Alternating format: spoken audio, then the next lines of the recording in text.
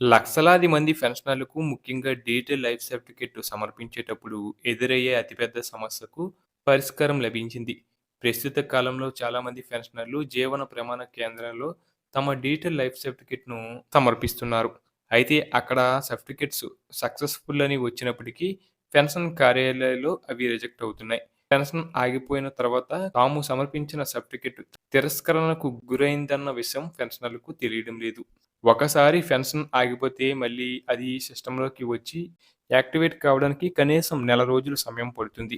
ఇది వృద్ధాప్యంలో ఉన్నవారికి తీవ్ర ఆర్థిక ఇబ్బందులను కలిగిస్తుంది. ఈ రిజెక్షన్‌లకు ప్రధాన కారణం డేటా మిస్‌మ్యాచ్ అండి. మీ పెన్షన్ పేమెంట్ ఆర్డర్ పీపీఓలో ఉన్న పుట్టిన తేదీ లేదా పేరు ఆధార్ కార్డ్‌లో ఉన్న వివరాలతో సరిపోలకపోవడమే దీనికి కారణం. అలాగే కంప్యూటర్ సిస్టమ్ ఈ రెండిటిని ఆటోమేటిక్‌గా సరిపోల్చుకుంటుంది. ఏ ఒక్క చిన్న తేడా ఉన్నా అది రిజెక్ట్ అని చూపిస్తుంది. ఉదాహరణకు సర్వీస్ బుక్ లేదా పీపీఓలో ఉన్న పేరు ఆధార్‌లోని పేరుతో మ్యాచ్ కాకపోవడం లేదా పుట్టిన తేదీల్లో తేడాలు ఉండటం వల్ల కంప్యూటర్ వాటిని అంగీకరించడం లేదు. ఇలా రిజెక్ట్ అయిన సందర్భాల్లో పెన్షన్ అధికారులు పెన్షనర్లను స్వయంగా కార్యాలయానికి వచ్చి మాన్యువల్‌గా లైఫ్ సర్టిఫికేట్ ఇవ్వాలని ఒత్తిడి చేస్తున్నారు. వయసు మళ్లిన వారు, అనారోగ్యంతో ఉన్నవారు చాలా కార్యాలయాల చుట్టూ తిరగడం ఒక పెద్ద శిక్షలా మారుతుంది.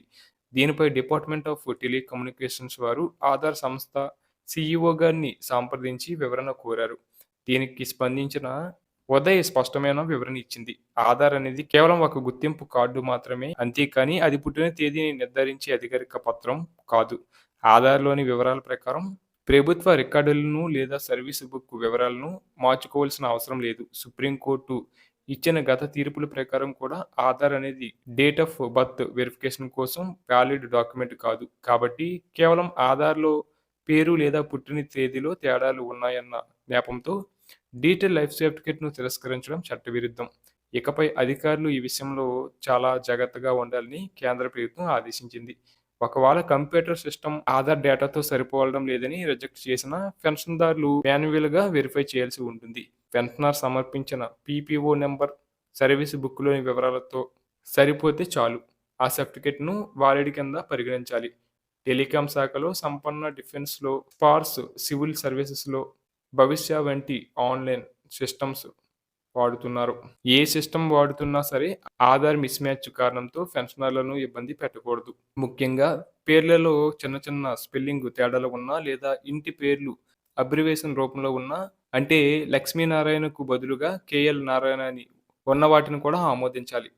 అలాగే మహిళా ఉద్యోగుల విషయంలో పెళ్లి తర్వాత ఇంటి పేరు మారడం లేదా భర్త పేరు చేరడం వంటి కారణాలతో ఇన్ఫిషియల్స్ మార్చవచ్చు. ఇటువంటి సందర్భాల్లో కూడా పెన్షనర్లు నేరుగా ఆఫీసుకు రావాలని డిమాండ్ చేయకూడదని ఉత్తర్వుల్లో కేంద్ర ప్రభుత్వం స్పష్టంగా పేర్కొంది.